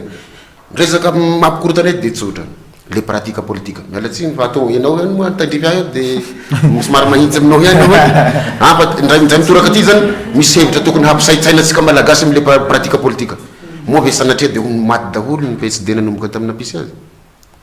zay question zay moa ve de hono maty daholo ny arema azafady misy raisonnement tiako ampitaina am'le gasy moa ve de maty daholo ny arema hatram'izay namorona ny président de directeur azy moa ve de maty daholo ny NDD hatramny namorona ny professeur Isabelle Bera zay moa ve ny maty daholo ny team fa zao sika misy antoko vaovao vo vetivety HVM de any daholo dikan'izay zany le éducation nyteneniko hoe ahoana ny éduquenareo ny membre anareo anatin'le parti politique sy birioka sy hamadika politao so ihany moa zay rety fa sy mpanao politika ka zay zavatra sala amizay zao de isotomana lesona manomboka ho tapitra ny couleur zay misy eto amboniny tany fa raha manao amty aho zany de miandany amin'ny rakoto de maloto zany fa vatomena teo soloko manga fa lasan'zao koa izy de zay zavatra kely zay nefa fa mampisy polémika mety iaho zao sy tapiditra mibron'olona sy fantakoany raha mitondra nyty karahatomena ty fa hafahafa zay de zany zavatra kely détail zany nge de fa manimba ny fihavanana manimba ny administration eto Madagasikara ny azy zany de tsotra ndao sika samy hadio fo raha tsy nahavita ny zavatra takiko ny olona anakiray de mety sandrasabato ho azy ao aloha de maninona raha fa azoko le fahefana sy mba hiezaka hanao zay hitiavan'olona satria ampelantanako zay prérogative de puissance publique zay ny agny fotsiny za sy hiaro sangan'olona fa kosa maha technicien nahy de misy zavatra tokony hataonay fampitondra fanjakana kosa eto amin'ny tany sy ny firenena fa izay ny mahatonga savorovoro eto izay ny mahatonga mamerina miteny hoe misy responsabilité sy voara ihany il y a des responsables irresponsables ici à Madagascar naveriko injato amby arivo zay misy olona tendrena isaky ny larobia amin'ny conseil des ministres fa nakaiza reny olona reny tsy nanao ny asany ka raha fa ho tonga am'izay ny fifidianana samonkorapaka izahay hitady hoe aiza ny lalana hahalany aiza ny lalana sy fantako tsony hifidianan'olona anay fa raha samy nanao ny asany tanatin'ny 5 taona tsy mila manao propagandy fa ny asa nataonao igny no propagandinao ka eto mbola verenako mbola tsy tara aoka sika mifitondrana mba tsy hanaovan'olona hoe avy amintsika ny fanafitohinana de hametraka an'izay lalàna zay hametraka an'izay fiaraha midiny karaka ny teneniko tao tena universel le principe tout ce qui concerne tout le monde doit être approuvé et accepté par tout le monde raha izay zavatra zay zany io zao approuvé sika ny fisian'ny CENI de ndao meo azy ny fahefana sy ny moyen de mikasika ny teknolojia tao iverenako ndray misy voazato mahery technicien ny politique io mahay no ny vazaha io atsovinareo reo fa tsy manahirana koa resaka recrutement zay koa saluty ny resaka seni satria vola bahoakany ao taloha izy 2 milliards anao de zao izy lasa 40 milliards d'ariary 2 milliards moa 2 milliards zafato adiso sénateur de zao izy manana tetibola tsika 40 milliards d'ariary aza mirecruter olona diplôme de BPC am'izay sika satria regny olona regny mahafantatra olona atao sindriboky aleo tonga de tsorinety ny marina hoe misy technicienne maro be eto mahavita an'za zavatra tokony ilaitsika zay fa saripady io zay resaka seny io ary zay koa mbola verenany eto hoe raha tsy mihesika isika anatin'ny administration raha tsy samy tonga sainany tsirairay de hanahirana izy ty mohatra ny misy recrutement hitako any amin'ny internet agny mandray olona aoka lahy mba ireo technicien nangay zalahy reo za hoe tena nahitany fahaizany zalahy amin'ny politique reo ary tsy vitany zalahy raha eritreritran'ny président vokareo fa maninona sika mirecruter olona tokony hanatao gardien de lasa plinglingina ty amin'ny sehatra institution matanjaka be sala am'zany signy fa eraky ny petsapetsany administration mamono tena isika fa hadinitsika le tena technicienne zay mivoaka fraîchement mivoaka avy amin'ny université amin'ny institution sisa fa lasa olona tsy tokony hanao le asa no ampanaovina azy ka ny azy zany de tsotra raha te hotony de aoka samy hadio saina hadio fomba fijery ary za amin'iny fa raha samy manaraka ny zavatra tenenina zao mandray miandraikitrany zay nanaovako ny tantara teo de sisy tsony ve ny olona mambara ny PSD matao vitsivitsinareo laha tsy samy manaja an'izay hoe atony nisy anay hatra am'izay tiana tokony razanay de ho aty foana zay fa tsy ho tambazan'olo ho vidina de za misy zavatra ny hitako tamy gazety teo na ny fifidianany nataon'ireo CSM conseil supérieur de la magistrature mba eritrereto ny électeur ao ny électorat magistrat de nao hitako tanaty gazety vanivakiko teo misy halabato misy nitory misy nanao fitarainana ny candidat tsy lany mba dinio zany hoe magistrat no mpifidy tsy ho fidina de misy zay zavatra fagnodikodinana vatsy ny halabato de hoay zay sarabapitra ny fandaratsika oui afaka malika manana fotoana angamitsika ray minitra avy tsika afana mamaly izay satria tena efa tapitra tanteraka mihitsy ny fandaratsika somary fofomory izy na de mafanafana ary le afaka miteny satria fa tafitra ao anatin'ny anjara fitenenanao angamany zay de zay netondrantsika satria somary voafetra ny fandaratsika satria mbola misy rehefa avy eo entre parenthèse kely aloha tsy vitsy ny PSD rehefa velona izy zao de tena manana olona maro fa mandainga kosa raha miteny fa manana amin'ny district rehetrarehetra fa district betsaka oka azavy zay de ny zavatra tiako tenenina mikasika le mangarahara teo misy zavatra telo voalohany aloha le liste électorale zay tiana ampidirina zay tsy tiana tsy ampidirina misy zavatra tsy mangarahara nefa tsy voasazy iny zany mampalahelo anay am'le resaka sazy tsy nitazomina tato le resaka TVM RNM tsika ne vola foana misy candidat ne mety mba tsara hevitra fa tsy manambola de tsy manana droit zany izy mba fantatra aleo mba fantatry ny vahoaka malagasy ny candidat na loloa aza me droit izy resaka ny amin'ny TVM sy ny RNM tsy resantsika eto ny resaka code de la communication sy ny fa aloha taon'izay ihany de mba fantatry ny vahoaka hoe tia ny olona sahazanay fa tsy voatery hoe olona angalatra foana olona anao azafady hoe sanatry resaka hoe izy rery no manana moyen de lasa mitady vola araka ny teniny tahina monsieur tahina teo a de avy eo iafarany mivarotra tanindrazana azahoana vola be anaovana élection de zay foana zany ny ahoana moa zany ny sorny Madagasikara tsy maintsy olona nangalatra foana zany sanatria resaka ny eo amin'ny lohany fa maninona raha atao lavalava le campagne tsy maninona alaina le caution fa ny zava-misy am'izao ne sady alainao ny caution sady tsy amainao droit izy de tsy fantatro alatra be vava zay de iny zany no anna kely mikasika an'iny de eo koa zany le hoe biométrie nanao iantsika tamin'ny permis ina moa ny sakana tsy nanaovana an'izay amin'ny carte d'identité misy ihany le possibilité anaovana nefa tsy atao fa aiza ho aiza le volonté satria efa fantatra fa raha ohatra ka biométrie ny permis azafady ny carte d'identité de zay zany mba lalana ray a mba tsy hampisy alabato de tonga de raisiko ny anjara fitenenako amin'ny famaranana zany hoe miantso zany a le candidat zay olona milaza fa candidat sy ny vahoaka mba hitaky ny famoahana mangarahara nyty code électoral ty mba tsy ho isy ny crise pré crise post électorale de isorana moa ny parti satria enina amin'ny dimampolo no isan'ny entité ao anatin'le comité de vigilance pour la démocratie et des élections ary mbola miantso zay mbola tsy tapa-kevitra mbola matoritory fa tena zava-dehibe ho an'ny raharam-pirenena ary tena manandanja izany tolona izany ka raha tsy mazava io resaka code électoral io azafady fa zay moa ny fitenenana azy na de nanazava renao fa mila mailo amin'io satria raha ohatra io tsy mazava de lasa fividianana fa tsy fividianana ary fahaizana mangalabato avilenta sy manara-penitra ka zay a ny aya tsy havanana zay ny antony mampitsangana aloha fa tsy andry akory hoe efa misy crise eo arina zay vao iady araky ny resaky ny namako tahina tato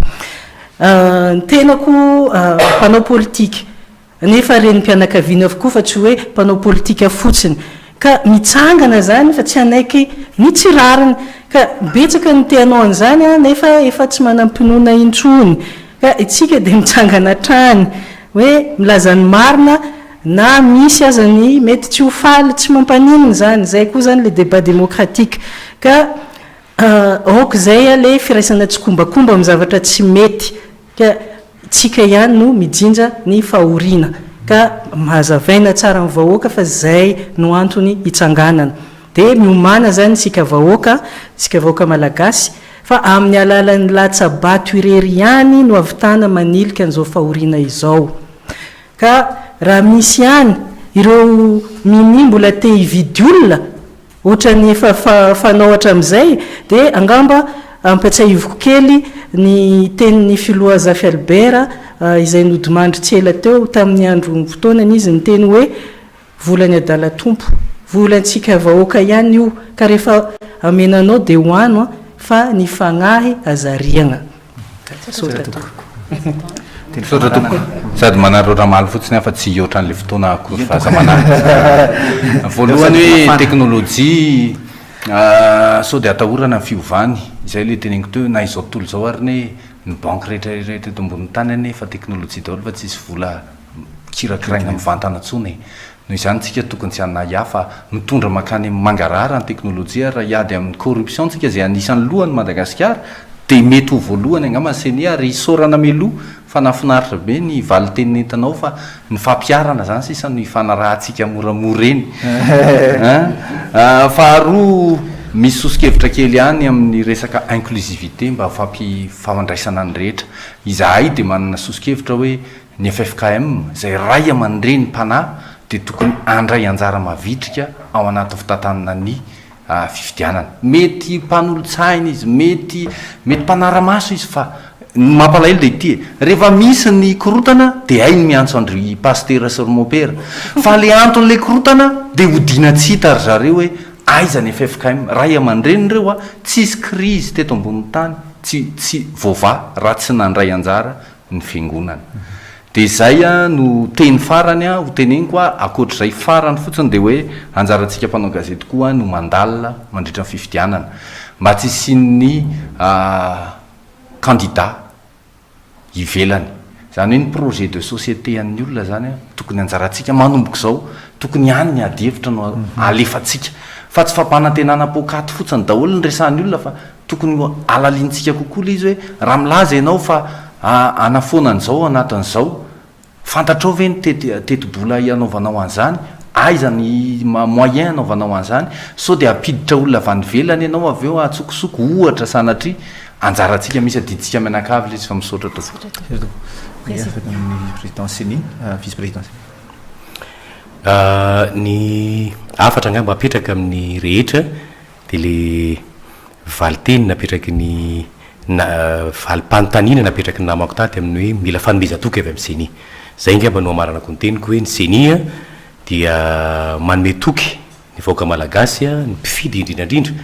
fa hiezaka ary anao zay farany heriny satria tsy manana mandat fa tsy tokana ny seni zany hoe ny mpikambana anivon'ny senia de mandat ray ihany tsy mbola anateny zay hoe mbola afaka ilatsaka indray amin'ny mandat faharoa fa zay dikan'izay manana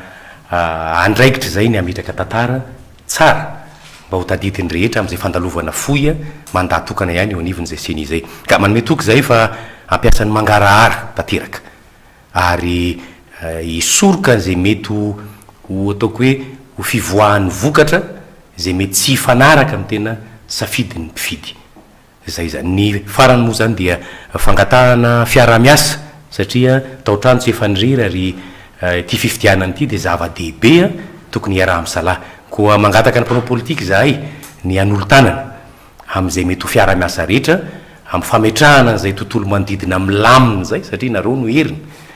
fametrahana tontolo manodidina amin'ny lamina mialohan'ny fifidianana mandritry ny fifidianana aorian'ny fifidianana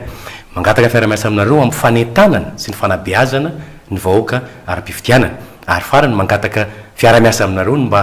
atody atsika hatrany amin'ny farany amin'ilay fiarahantsika amin'ny fanaovana an'ilay code d'éthique et de bonne conduite électorale zany satria tsy mety vita moako izy iny efa heritaontsika niaraka tamin'izy iny fa tsy mety vita soni izy iny nefa ilaina iny mba isiny fifanarahantsika rehetra ho an'ny fiarahamonim-pirenena mangataka tolo-tanana ihany koa ny senia ho am'izay mety andraisanareo andraikitra feno amin'ny fanabeazana sy ny fanentanana raha-pifidianana ny vahoaka indrindraindrindra amin'ny fanaraha-maso ny fifidianana izay ho tanterahana ary ho an'ny vahoaka mpifidy de manentany zay voalohany indrindra mba azoto isoratra anarana ao amin'ny lisy mpifidianana satria tia mifanavozana lisy mpifidianana farany mialohan'ny fifidianana rehetra zay ho atao faharoa tsy vita ny soratra anarana fotsiny fa mba ho tonga an-datsabato amin'ny vanim-potoana ny fifidianana ary ny fahatelo farany de mba ho latsabato tompona andraikitra vote responsable am'izay no ataotsika zany hoe fifidianana fa tsy latsabato ka mba olona zay hifanaraka amin'ny teny eritreritsika hitondra fampandrosoana am'izay no fiditsika fa tsy sanatria safidy ho teren'ny tahotra na ny tombontsoa na ny fombanany ady sy aroa no atao ny azy tsy ho lavaretsaka fa araka ny tenen'ny présidente io zay ny antony olana teto madagasikara hatram'izay raha fa tonga ny fifidianana de tsy mba mijery le programme atsika na projet de société fa le olona hoe raha koa ty olona raha soa na raha ketaka na raha be zay zavatra zay zany tokony hialana hoe jereo ary misy asa tokony hataonareo mpanao gazety indrindrandrindra miresaka fifidianana de cortikeo tsirairay ny projet de société nyle candidat rehetra de mitodika amin'ny tv amin'ny CRNM satria voateny teo le izy aoka apetraka am'izay l'équité le temps de parole na candidat amin'io satria io télévision sy radio any vahoaka ary mahatakatra eraky ny Madagasikara de tokony ho jerena zay zavatra zay aty amitsika man tsy misy ny gendarme na ino mafitenenany zareo zany andafy agny gendarme de campagne de mijery an'io resaka audiovisuel fotsiny sy ny sisa ny sisa ao koa ny gazety atsoratra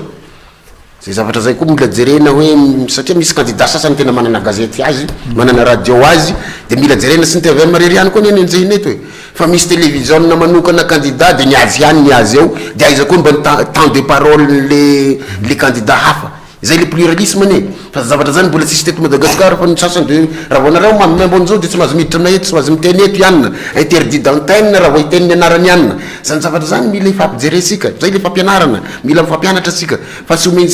de eto koa de tsoroko farany fa sy hoe voatery hoe olondrasy ny olona mitondra fanjakana eto Madagascar tadidiso zay fa tsy nahamay Sodoma sy Gomora de misy nangataka hoe sora de mba misy roa na telo sy nanota tao de aza dorana aloha ka zay zavatra zay zany mba hanazavako le hoe saintsika vahoaka hoe zay anatina fitondrana na hitondra fitondrana raha programme hamono olona nentin'ny olona eo hoe hamono vahoaka malagasy ty programme anay ty fa fidio zay sisy fidy azy fa matoa lany aby mpitondra ny fanjimy teo zay mba misy zavatra hita soratra hitany vahoaka de mirary asika mba hifankatia mba hadio fo sy te mahavianatra ny fankasitrana anareo vahiny araka ny adevitra eto amin'ny fandarana tondresaka androany isorany akeo nareo mpijery maro be indrindra fa nivelany manaraka amin'ny alalan'ny YouTube ny fandarana tondresaka ary farany ny mpampiakanjo ny tenako ny boutique chez soi ety Ambatoroka dia amin'ny ireny toy izao indray ny fotoanantsika veloma tompoko